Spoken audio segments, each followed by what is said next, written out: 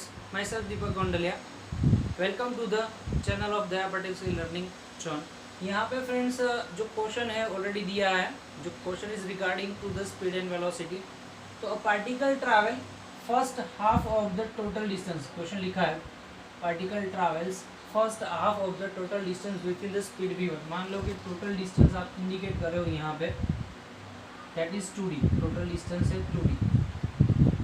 तो उसमें first half जो है, फर्स्ट हाफ, तो उसके लिए जो स्पीड है इतनी हाफ डिस्टेंस इंडिकेट कर दो d, और यहाँ पे स्पीड जो है v1 है. For the first half the speed is v1. In the second half constant speed in 1/3 time. मान लो कि यहाँ पे सेकेंड हाफ है, पूरा सेकेंड हाफ. तो इसके अंदर क्या है कि उसके 2 डिफरेंट पार्ट होते हैं. तो एक पार्ट के लिए जो टाइम है 1/3, यानी कि मैं रिप्रेजेंट कर देता हूँ t3. उस कंडीशन पे जो वेलोसिटी है v2, स्पीड है v2, तो यहाँ पे स्पीड इंडिकेट कर दो v2. बाकी का जो टाइम है वो रिमेनिंग टाइम कितना रहेगा, 2/3 होगा. तो यहाँ पे मैं टाइम लिख देता हूँ 2/3. तब स्पीड है v2 v3, तब स्पीड है v3. तो आपको फाइंड करना है average speed during the journey. Journey की ड्यूरिंग में टोटल स्पीड कितनी है. तो फर्स्ट ऑफ ऑल हमको यहाँ पे इक्वेशन लिखना पड़ेगा एवरेज स्पीड का. Average speed is equal to v average is equal to total distance d plus d means 2d divided by time t1 plus t2. Time t1 plus t2. तो total time define कर दो. तो यहाँ पे कुछ time मिलेगा, suppose मान लो t1, इसको t2 लिख दो और यहाँ पे t3 लिख दो. तो आप लिख सकते हो total time t1 plus t2 plus t3. Total time मिल गया. ओके, एग्जैक्टली हमको क्या रिप्रेजेंट करना है कि यहाँ पे जो डिस्टेंस तो दिया है, लेकिन डिस्टेंस को आप टाइम के फॉर्म में डिफाइन करना है. ये जो टाइम है उसको डिस्टेंस के फॉर्म में रिप्रेजेंट करना है. तो टी का इक्वेशन डिराइव करते हैं डिस्टेंस के फॉर्म में. तो यहाँ पे लिख देंगे for first half speed v1 is equal to क्या होगा, distance by time t1. Distance by time t1, तो v1 is equal to d by t1, क्योंकि डिस्टेंस है d और टाइम है t1. मैं यहाँ पे लिख सकता हूँ d is equal to, sorry time को सब्जेक्ट कर लूँ तो t1 is equal to d divide by v1. Time t1 is equal to d divide by v1. First equation मिल गया. तो अभी सेकेंड में आप फाइंड करो तो टोटल डिस्टेंस ये रिमेनिंग d है, लेकिन इस कंडीशन के अंदर इसको d1 और d2 से इंडिकेट कर दो. तो आप लिख सकते हो for second half distance d is equal to d1 plus d2. Total distance है d और उसको दो पार्ट में, दो सेगमेंट में डिवाइड कर दो. तो फर्स्ट का जो सेगमेंट है यहाँ पे, हियर इज द d1, और सेकंड का सेगमेंट है d2. ओके, तो d is equal to d1 plus d2, और आपको d1 और d2 की वैल्यू लिखनी है. तो देखो यहाँ पे जब स्पीड v2 थी, टाइम t2 थी, t बाई 3 था. तो यहाँ पे लिख दो when speed is v2 then v2 is call distance नहीं पता है तो लिख दो d1 डिवाइड बाय टाइम कितना है t बाई 3, तो लिख दो t बाई 3. तो d1 को सब्जेक्ट कर लो तो आंसर मिलेगा v2 into t by 3. Equation number first मिल गया. when स्पीड इज क्या है v3, तो v3 का इक्वेशन मिलेगा v3 is equal to v2 divide by 2t by 3. चलो d2 को सब्जेक्ट कर लो तो आंसर क्या मिलेगा. So d2 is equal to v3 into 2t divide by 3. और टोटल डिस्टेंस फाइंड करने इक्वेशन, टोटल डिस्टेंस फाइंड करने तो d1 plus d2 is equal to d. तो आप लिख सकते हो d is equal to d1 plus d. Value place कर दो. तो d is equal to v2 into t by 3 plus 2v3 into t by 3 common. तो आपको एलसीएम मिलेगा v2 plus 2v3 divide by 3, और कॉमन निकलेगा t. तो हमने कॉमन t निकाल दिया. तो v2 plus 2v3 divide by 3 into T, that is the d. लेकिन आपको d नहीं चाहिए, आपको चाहिए t. क्योंकि आपको पता है कि T2 प्लस T3 का एडिशन करते हो, T2 प्लस T3 का एडिशन यानी कि T/3 प्लस 2T/3, तो आप लिख सकते हो T2 plus T3 is equal to T/3 plus 2T/3, that means T, आपको T चाहिए, T2 प्लस T3 की जगह पे T चाहिए। ओके, तो इसको शॉर्ट फॉर्म में मैं ऐसे भी लिख सकता हूँ 2D divide by T1 plus T की वैल्यू आप फाइंड कर दिए, यहाँ से रख दो, तो क्या होगा T is equal to 3 multiply में तो 3D divide by V2 plus 2V3, V2 plus 2V3, T मिल गया, तो T मिल गया, T1 मिल गया, सभी वैल्यू मिल गई आपको इक्वेशन 0 में, इसको इक्वेशन 0 रिप्रेजेंट कर दो, तो सभी वैल्यू प्लेस कर दो 0 में, तो लिख सकते हो T1 and T plus into equation number 0, equation number 0 place कर दो, तो average velocity V is equal to 2D divide by T1, T1 की वैल्यू क्या है, T1 की वैल्यू आपने डिराइव की D by V1 plus T की वैल्यू क्या है 3D divide by V2 plus 2V3, V2 plus 2V3, चलो यहाँ पे D कॉमन निकलेगा, तो 2D divide by D common, 1 divide by V1 plus 3 divide by V2 plus 2V3, समझ में आ रहा है, डी कैंसल, और यहाँ पे एलसीएम निकालो, तो एलसीएम क्या होगा, ये V2 प्लस 2V3 मल्टीप्लाई में और 3V1 मल्टीप्लाई में, तो आप लिख सकते हो 2 divide by V2 plus 2V3 divide by 3V1 और उसका पूरा डिवाइड यानी कि V1 into V2 plus 2V3 divide में, और डिवाइड का डिवाइड न्यूमरेटर के अंदर आ जाएगा, तो आप लिख सकते हो final average velocity V is equal to 2 into V1 V2 plus 2V3 and divide with V2 plus 2V3 plus 3V1, that is your answer for average velocity. Clear friends? तो पूरा यहाँ पे सम किस तरीके से इंडिकेट करना मैं फिर से रिपीट कर दूँ जल्दी से। पहले आपको चाहिए एवरेज स्पीड फाइंड करने के लिए total distance divide by total time.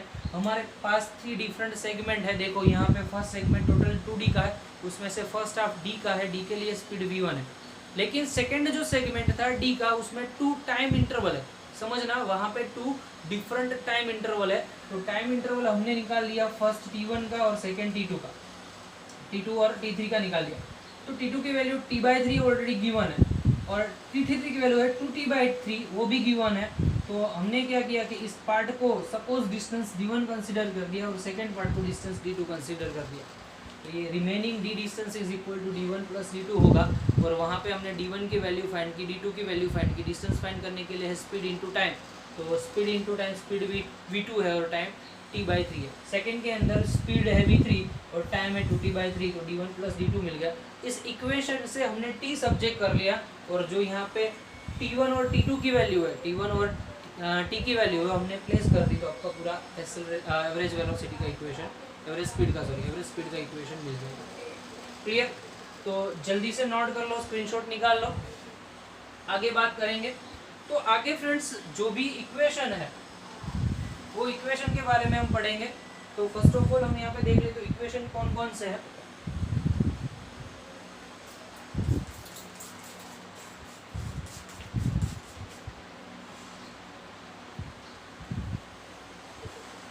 तो हमको यूनिफॉर्म एक्सेलरेटेड मोशन के इक्वेशन पहले तो पढ़ने हैं, देन आफ्टर एंड सेकंड के लिए टाइम का इक्वेशन फाइंड करने। तो यूनिफॉर्म एक्सेलरेटेड इक्वेशन बहुत ही इंपॉर्टेंट है, बहुत सारी जगह पे यूजफुल है।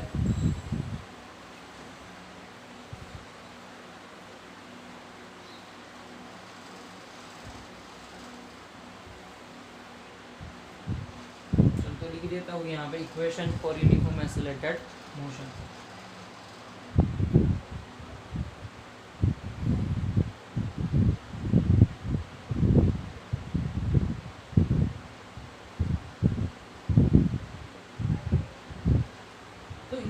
एक्सेलरेटेड मोशन के इक्वेशन कैसे डिफाइन करेंगे, तो स्टार्ट करेंगे। हमारे पास फर्स्ट इक्वेशन है, डिफाइन करने के लिए रिक्वायरमेंट है, जनरली ग्राफ से रिप्रेजेंट कर सकते हैं। ग्राफ यहाँ पे, ग्राफ में time t is equal to 0 है, तो इनिशियल स्पीड होगी u और फाइनल स्पीड जो है यहाँ पे t टाइम पे that is v।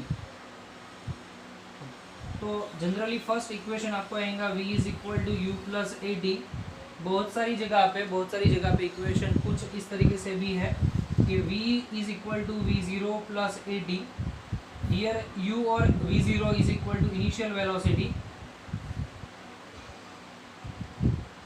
and v is called the final velocity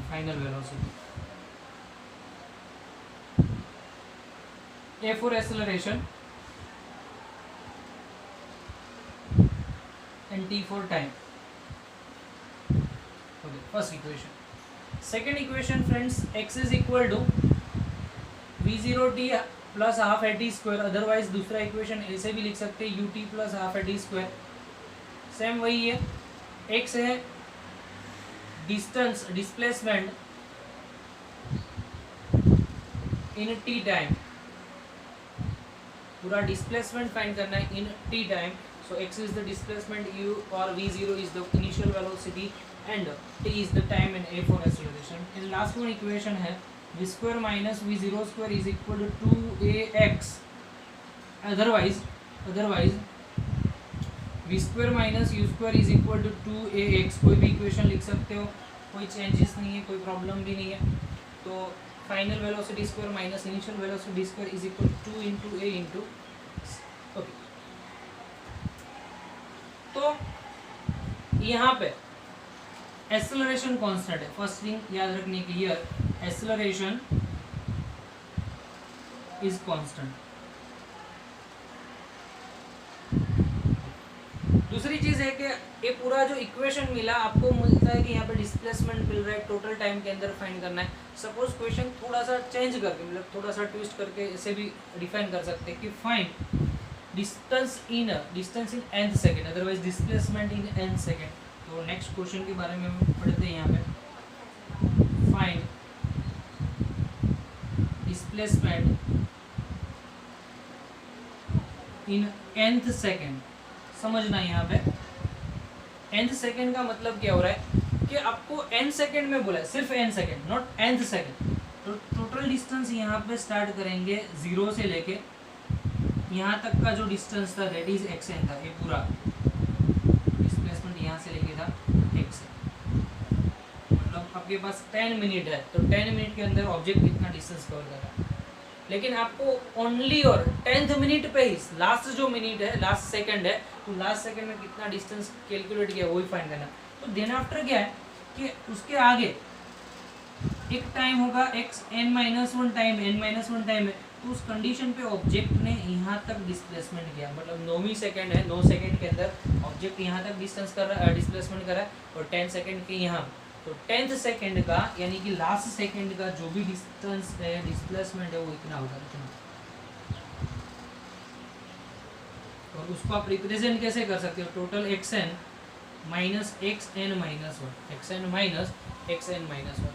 तो फ्रेंड्स सिंपल सी चीज़ें याद रखना है कि अगर टोटल डिस्टेंस है, टोटल डिस्टेंस, उसमें से उसकी जो आगे की सेकंड है उसका जो डिस्प्लेसमेंट आप माइनस कर देते हो, तो पर्टिकुलर nth सेकंड यानी कि 8 सेकंड है, 6 सेकंड है, 7 सेकंड है, 100 सेकंड, उसका आप डिस्प्लेसमेंट मेजर कर सकते हैं। ओके, तो वही हमको फाइंड करना है कि xn is equal to xn minus xn minus 1। मतलब कि फर्स्ट कंडीशन में जो टाइम लेना है, टोटल लेना है, जितना टाइम गिवन है वो, और देन आफ्टर जो डिस्प्लेसमेंट फाइंड करे उसका n-1 आगे की सेकेंड है। चलो इक्वेशन डिराइव करते हैं। डिस्प्लेसमेंट फॉर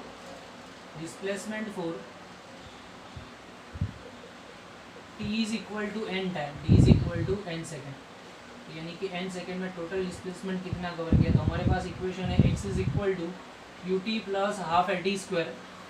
लेकिन जहाँ पे t दिखाई दे रहा है, वहाँ पे आपको n प्लस करना पड़ेगा। तो लिखो यहाँ पे x is equal to un plus half n square, un plus half n square. अभी क्या फाइंड करना है कि displacement for t is equal to n-1 second. तो लिखो displacement for t is equal to n-1 second, n-1 second के लिए। चलो फ्रेंड्स, तो क्या होगा, एक्स एन माइनस वन, जहाँ पे टी दिखाई दे रहा है ऊपर की कंडीशन में वहाँ पे आपको n माइनस वन लिखना है।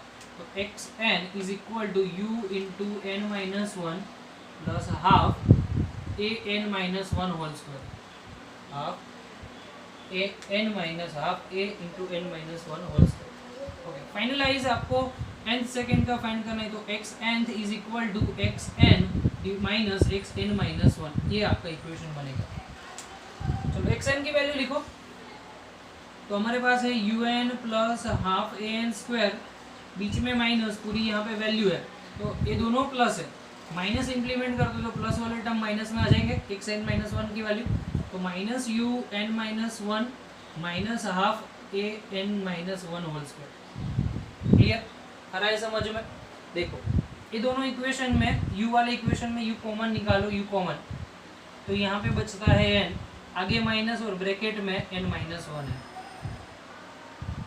ए वाले इक्वेशन में लिखो हाफ ए एन स्क्वायर और दूसरा है half A N minus one square, तो दोनों में से minus one by two, sorry plus one by two ये common, plus one by two ये कॉमन, तो रिमेनिंग पोर्शन क्या है, तो यहाँ पे एन स्क्वायर है और माइनस ब्रैकेट के अंदर क्या है, N minus one whole square.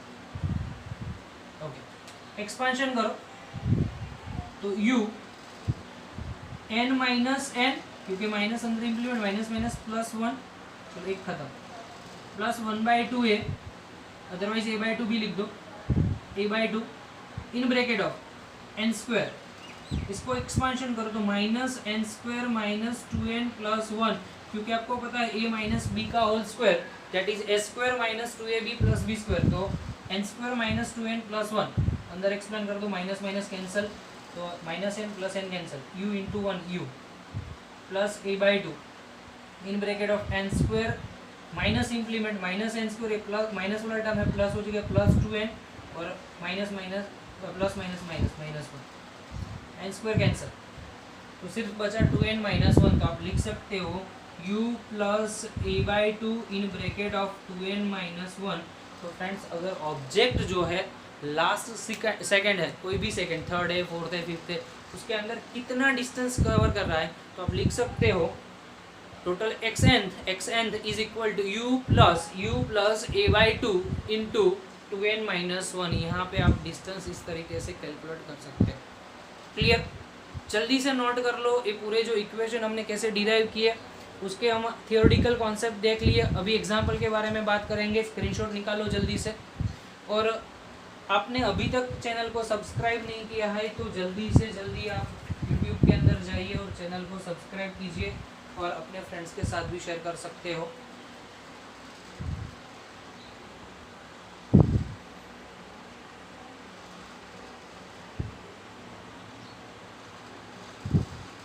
चलो तो आगे देखते हैं, स्क्रीनशॉट निकाल लिया होगा आपने।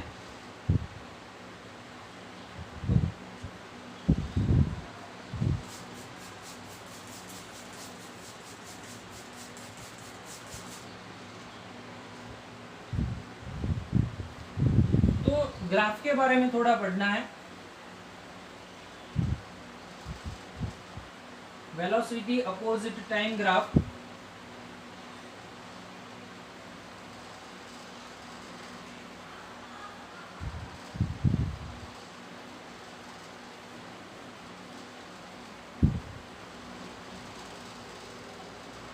क्योंकि बहुत सारे बार एग्जाम्पल के अंदर ग्राफ रिगार्डिंग क्वेश्चन आते ही है, तो ग्राफ रिगार्डिंग क्वेश्चन में हमको फर्स्ट चीज देखनी है वेलोसिटी अपोजिट टाइम ग्राफ।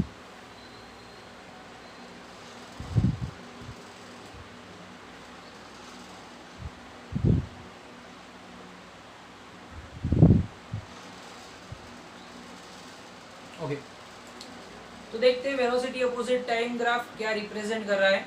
तो समझो, यहाँ पे फर्स्ट ग्राफ है, यहाँ पे वेलोसिटी है, यहाँ पे है टाइम। फर्स्ट ग्राफ है parallel to time axis, parallel to time axis. तो एक चीज याद रखनी कि अगर ग्राफ टाइम एक्सिस के पैरेलल में, किसके पैरेलल में, टाइम एक्सिस में, तो देखो इस पॉइंट पे यहाँ पे जितना भी टाइम इंक्रीज होता है, देखो यहाँ पे फर्स्ट टाइम है t1, यहाँ पे टाइम है t2 और यहाँ पे टाइम है t3। टाइम कोई भी ले लो, वेलोसिटी कांस्टेंट है, तो एक चीज याद रख दो कि if graph is parallel to time axis, that means slope of graph is zero। कैसे स्लोप जीरो होता है? तो स्लोप का मतलब एक्सेलरेशन होगा, acceleration is equal to tan theta, tan theta is equal to opposite, देखो कैसे होगा, यहाँ पे थीटा है अपोजिट, ये वाला पोर्शन है ही नहीं, तो मतलब कि अपोजिट साइड जीरो, अगर टाइम का डिफरेंस कोई भी है, डेल्टा डी कोई भी ले लो, तो that means acceleration is equal to zero. अगर एक्सेलरेशन जीरो है तो मैंने बताया था कि वेलोसिटी कांस्टेंट है, तो आप लिख सकते हो कि हियर वेलोसिटी इज कांस्टेंट, ये first graph. Okay, second graph हम एक्सप्लेन करते हैं यहाँ पे। सपोज ग्राफ यहाँ से जीरो से स्टार्ट होके इंक्रीज हो रहा है, मतलब कि टाइम जीरो है तब वेलोसिटी भी जीरो है, जैसे जैसे टाइम बढ़ता है तब वैसे वैसे वेलोसिटी भी बढ़ेगी। तो स्लोप निकालो, तो slope m is equal to tan theta is equal to acceleration a, यहाँ पे कुछ चेंज मिलेगा v, कुछ चेंज मिलेगा v, डेल्टा v जितना, और यहाँ पे कुछ चेंज मिलेगा टाइम का delta d, delta v by delta d is not equal to zero, zero नहीं है, so acceleration a is constant. Acceleration कैसा है, बट वेलोसिटी ग्रेजुअली इंक्रीज हो रही है, वेलोसिटी जो भी है वो इंक्रीज हो रही है, तो हम बोलेंगे it is accelerated motion, otherwise इसको बोलेंगे uniform acceleration, uniform acceleration. Second graph है, थर्ड ग्राफ ऐसे लिखते हैं यहाँ पे, देखो फर्स्ट टाइम आप यहाँ पे इनिशियल टाइम t1 ले लो, वेलोसिटी v1 है, सेकेंड टाइम यहाँ पे t2 ले लो, वेलोसिटी v, तो ऊपर से नीचे वेलोसिटी क्या होगी, ऊपर से नीचे वेलोसिटी आ रही है तो वो रिड्यूस होगी, तो हम स्लोप कैसे निकालेंगे, m is equal to tan theta is equal to acceleration a is equal to delta v by delta d, मतलब टाइम के कोरस्पॉन्ड जैसे जैसे टाइम इंक्रीज हो रहा है जैसे वैसे वैसे वेलोसिटी रिड्यूस हो रही है, जैसे जैसे टाइम इंक्रीज हो रहा है वैसे वैसे वेलोसिटी रिड्यूस हो रही है, तो हम यहाँ पे लिखेंगे acceleration a is equal to negative, constant तो है ही लेकिन नेगेटिव कांस्टेंट है। अगर एक्सेलरेशन नेगेटिव मिला फ्रेंड्स, अगर एक्सेलरेशन नेगेटिव मिला तो उसका मतलब क्या होगा, रिटार्डेशन मोशन है, तो आप डिफाइन कर सकते हो motion is retardation, motion is retardation. Last graph के बारे में चर्चा करेंगे, तो इस स्लोप के बारे में थी, नेक्स्ट जो है एरिया के बारे में। सपोज यहाँ पे ग्राफ अनडिफाइंड शेप का, ऐसे कोई अनडिफाइंड शेप का, तो इस पॉइंट पे आप टेंजेंट बना दो, यहाँ पे टेंजेंट बना दो, यहाँ पे टेंजेंट बना दो, यहाँ पे टेंजेंट, तो हर एक पॉइंट पे टेंजेंट डिफरेंट मिल रहा है, आप लिख सकते हो कि slope at different point is different. हर एक डिफरेंट पॉइंट के बारे में बात कर रहे हो तो वहाँ पे स्लोप भी डिफरेंट है, अगर स्लोप डिफरेंट है so acceleration is not constant, acceleration is not constant, मतलब कि एक्सेलरेशन कांस्टेंट नहीं है, तो आप लिख सकते हो यहाँ पे a is not equal to constant. अगर एक्सेलरेशन कांस्टेंट नहीं है, अगर एक्सेलरेशन कांस्टेंट नहीं है तो उसको आप कौन सी मेथड से रिप्रेजेंट कर सकते हो, एक्सेलरेशन इज नॉट कांस्टेंट, तो आप बोलेंगे it is called the non uniform acceleration, the motion is non uniform acceleration. Done, चलो तो ये चीज़ जल्दी से आप नोट कर लो। अभी जो नेक्स्ट पॉइंट जो है वो इम्पोर्टेंट है, area of V opposite T graph, area of V opposite T graph.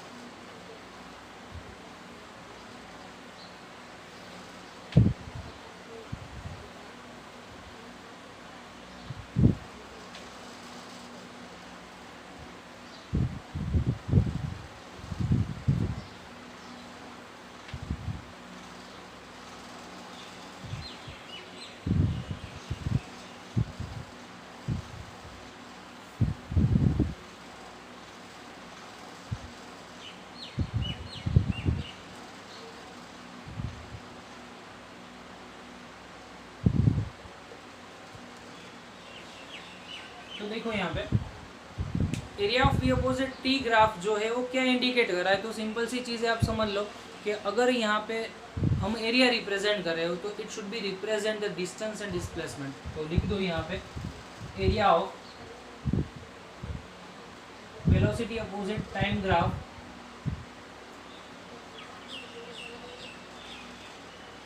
Indicate distance and displacement. आपके लिए थोड़ी सी टफ टर्म्स है, डिस्प्लेसमेंट और डिस्प्लेसमेंट क्या है, कब आएंगे। तो सिंपल चीज़, एक चीज़ याद रख दो कि अगर स्टेटमेंट में area upper the time axis के ऊपर का जो एबोव एरिया है that is the positive and below the area is negative. अब लिखो for displacement area above time axis is positive and area below time axis is negative। चलो हम यहाँ पे एक एग्जांपल के साथ में इंडिकेट कर दे तो इजीली आपको समझ में आ जाएगा। सपोज यहाँ पे कोई ऑब्जेक्ट ऐसे मोशन कर रहा है,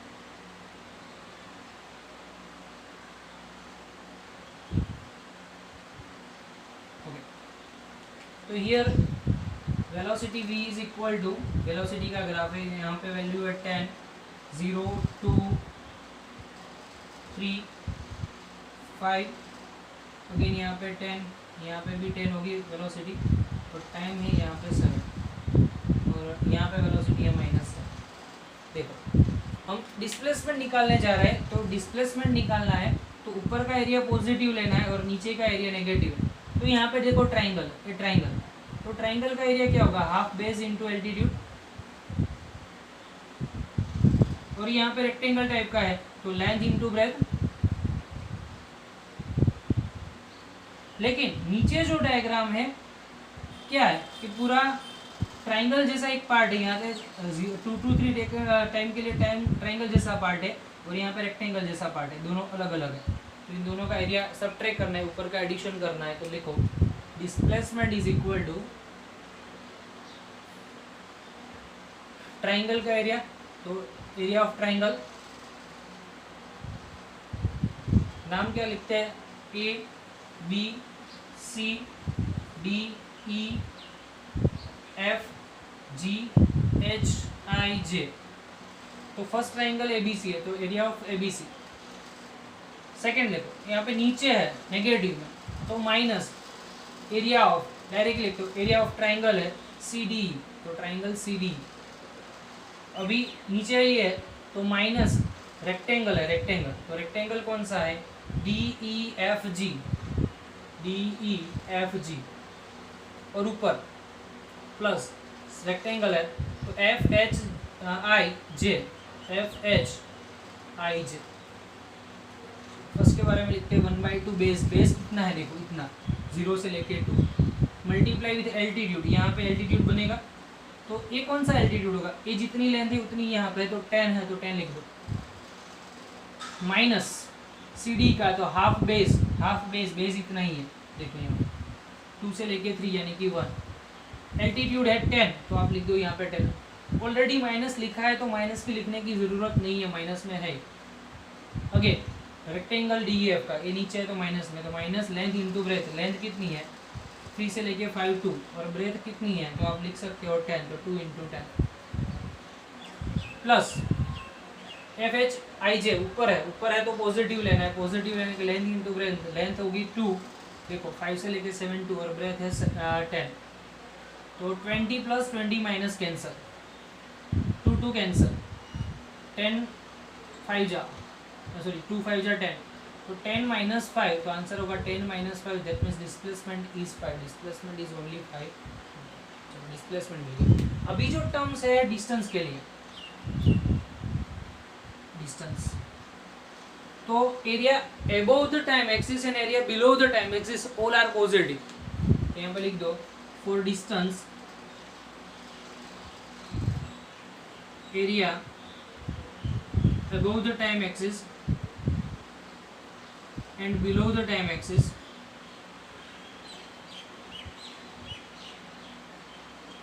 आर पॉजिटिव,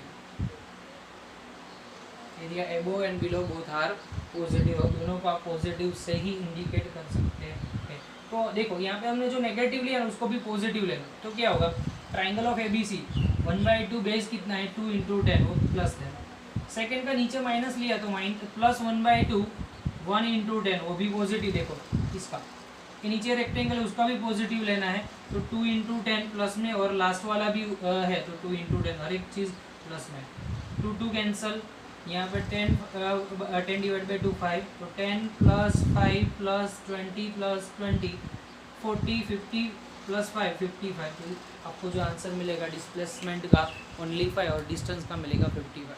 तो फ्रेंड्स वेरी इजी है, सिंपल सी मेथड है कैसे आपको V अपोजिट T का एरिया डिफाइन कर रहा है। तो स्लोप जो है आपको एक्सेलरेशन डिफाइन करेगा, बट जो एरिया है V अपोजिट T का एरिया है वो डिस्टेंस भी डिफाइन कर सकता है, और डिस्प्लेसमेंट, डिस्टेंस के लिए सिर्फ जितनी भी वैल्यू है पॉजिटिव ले लो, डिस्प्लेसमेंट के लिए ऊपर की वैल्यू पॉजिटिव, नीचे की negative. Clear friends, thanks for watching this video, have a nice day.